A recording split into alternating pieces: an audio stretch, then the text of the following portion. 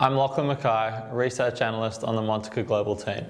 For this week's video insight, I'm going to talk to you guys about the recent Chinese total social financing data, indicating that material economic stimulus may be on the horizon. It is widely known that the Chinese economic growth has been steadily decelerating over the last few years. However, the Chinese government has various mechanisms with which to prop up this growth number. Regular stimuli keep the economy healthy and GDP ticking upwards, even as macro headwinds such as the US-China trade war attempt to disrupt growth. One such form of stimulus is increasing total social financing, which is essentially a measure of credit and liquidity available in the market. The financing is spread across multiple formats, such as bonds, loans, and initial public offerings, and the majority of it gets used to refinance existing obligations. However, the remainder becomes a direct injection into the economy.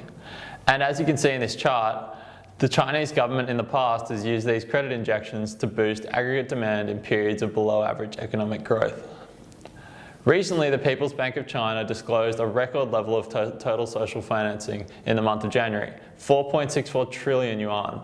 This number came in 50% above analysts' expectations, and to put it in perspective, 4.64 trillion yuan is the equivalent of around 1 trillion Aussie dollars, over half of our GDP.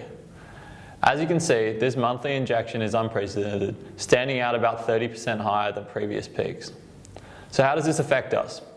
While we cannot know how much of the social financing boost will become material stimulus after refinancing, we do know that this credit injection is 30% higher than the similar January 2016 peak. When it was reported at this time in 2016, the social credit stimulus translated into huge Chinese demand for Australian exports in the forthcoming months, prompting the Aussie dollar to jump from 71 to 78 US cents between February and April. The Australian economy might be in the midst of a slowdown, but it is still very much tied to the Chinese economy.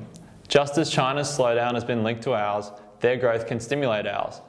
Of course, we can't predict the future, but if the US and China can announce a trade agreement soon, that, coupled with this credit injection, increases the probability of China's economic growth accelerating, and by extension, Australia's as well.